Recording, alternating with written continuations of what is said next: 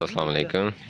ये जी एक मोहतरम मेहमान आए हैं डॉक्टर साहब, और उनका अंदाज़ा है कि ये जो बकरी है इसका हाइट 37 है, जबकि फरहान भाई कहते हैं कि इसकी हाइट ज़्यादा है। तो इसकी हाइट करके देखने लगे हैं। विखण दियो यार, सीधी नहीं खलवा लेंगे। 39 सीधी करो, पूरा 40 सीधी करो।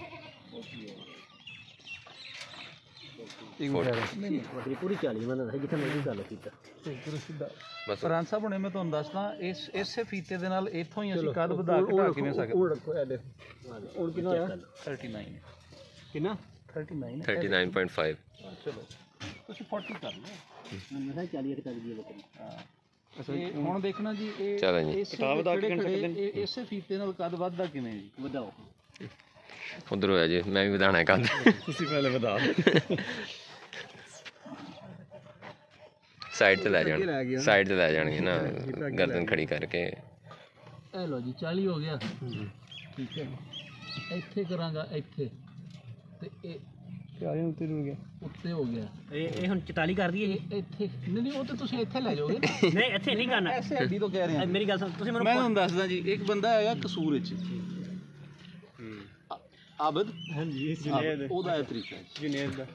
ਆਬਦ ਇਹ ਹੋਈ ਤਰੀਕਾ ਜੀ। ਔਰ ਇਹ ਬੱਕਰੀ ਦੀਆਂ ਲੱਤਾਂ ਖੋਲ कि साइड ते टेढ़ा करना। ਇਸ ਨੂੰ ਤੁਸੀਂ ਛਾਇਆ ਜ਼ਰੂਰ ਕਰਨਾ ਵੀਡੀਓ 'ਚ, श्योर ਠੀਕ ਹੈ। ਕਿਉਂਕਿ ਜਿਹੜਾ ਬੰਦਾ 2 ਨੰਬਰੀ ਕਰੇਗਾ ਨਾ, ਅਸੀਂ ਹਰ ਜਗ੍ਹਾ ਤੇ ਜਾ ਕੇ ਉਹਦਾ ਨਾਮ ਲਵਾਂਗੇ ਉਹਨੇ ਗੜਬੜ ਕੀਤੀ। एग्जैक्टली।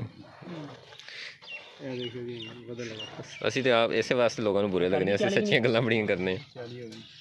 ਨਹੀਂ ਉਹ ਤੁਸੀਂ ਲੱਤ ਨੂੰ ਇੱਧਰ ਉੱਧਰ ਕਰ ਲਓ, ਤੁਸੀਂ ਅੱਗੇ ਪਿੱਛੇ ਰੱਖਣਾ ਜੀ। ਅੱਗੇ ਪਿੱਛੇ ਰੱਖੋਗੇ ਨਾ ਫਿਰ ਵਧੇਗਾ। ਠੀਕ ਹੋ ਗਿਆ। ਨਹੀਂ ਮੈਂ ਤਾਂ ਇਹ ਗਾਂਧੀ ਵੀ ਆ ਕੰਮ ਕਰਦੇ ਆ ਕਿ ਉਸੇ ਵੇਲੇ ਇਦਾਂ ਹੀ ਸ਼ਾਸਾ ਬਣਾ ਯਾਰ ਤੁਸੀਂ ਸਾਰਿਆਂ ਦੇ ਨਾਂ ਲੈਣੇ ਨੇ ਅੱਜ। ਮੈਂ ਦੱਸਣਾ ਯਾਰ, ਉਹਦੇ ਥੱਲੋਂ ਫੋਲਡ ਕਰ ਦਿੰਦੇ ਨੇ।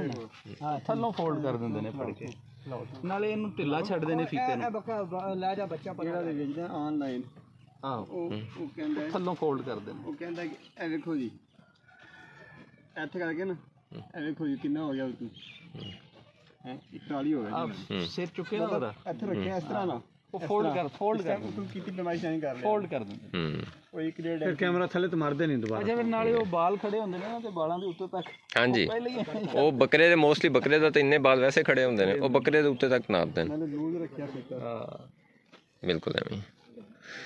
ਹਸਨ ਭਾਈ ਹੋਰ ਬਣਵਾਓ ਬੱਕਰੀਆਂ ਦੇ ਆਪਣੇ ਹੋਰ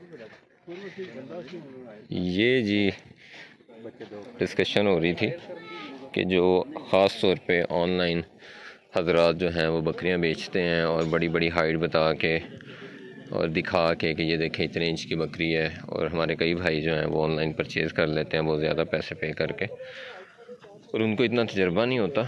तो असल में ये गेम्स होती हैं, पाँव आगे पीछे करके उसको फीते को नीचे फ़ोल्ड कर दिया, एंगल चेंज कर दिया। तो जिसके पास भी इतना ज़्यादा अच्छा जानवर होता है ना, फ़र्स्ट ऑफ़ ऑल तो वो सेल ही नहीं करता। अब शाह साहब के पास जितना A+ जानवर है, कल से मैं भी आऊँ और मैं देख रहा हूँ कि ऐसे ऐसे बंदे आए हैं और ऐसी ऐसी ऑफ़र्स लेके आए हैं कि वो कहते बस अब बोलें कि आप कितने का देंगे। तो वो कहते भाई हम है ही नहीं फॉर सेल। हर चीज़ पैसों से नहीं मिलती। ये चीज़ हमने एक अपना बना रहे हैं, इस काबिल अगर हम हो गए, खुद इस काबिल होंगे तो कल को किसी को अच्छी चीज़ दे सकेंगे ना। और अगर आज ही हमें 4 चीज़ें हमारे पास अच्छी होंगी और हम वही दे के बैठ जाएंगे तो फिर हम दोबारा से ज़ीरो से शुरू हो जाएंगे। तो यही सारी है साइकी है। तो ये मुझे लगता है कि 2 चीज़ें हैं, या तो आप ख़ुद अच्छे जानवर लेके और उनसे मज़ीद अच्छे जानवर जो हैं वो अपग्रेड करें, उनको टाइम के बाद यानी कि क्रॉस करें जब वो 6 दांत 8 दांत हो, और इस तरह से ब्रीड अपग्रेड करें। और दूसरी सूरत ये है कि मेरा ख्याल है अभी इनको हमें टाइम देना चाहिए कि ये अपने फार्म से मज़ीद तरक्की करें। इनके लिए हम भी दुआ गो हों, और ताकि इनके पास एक प्रॉपर जो है वो ब्रीड चल पड़े A या A+ क्वालिटी की। और फिर जो है वो मेरे समेत बहुत से भाई होंगे जो ख्वाहिश रखते होंगे कि हमने A+ कैटेगरी के जानवर रखने, तो फिर हम इनसे ले सकते हैं। तो इंतज़ार तो करना पड़ेगा। चलें जी, ये एक छोटी सी वीडियो थी, एक मैसेज था, एक वजाहत थी। तो बाकी इंशाल्लाह कोई और टॉपिक पे डिस्कशन होते हैं। यहाँ तो चल रहा है सारा दिन, हिम्मत है इस बंदे की। मैं कहता हूँ कि कैसे यार एक बंदा जो है वो दिन में इतने बंदों को, जानवरों को मथा देता है। तो अल्लाह इनको भी सलामत रखे और इनको अच्छी नीयत के साथ इस काम को जारी रखने की तौफीक दे। दुआ में याद रखें जी। बहुत शुक्रिया। अल्लाह हाफिज़।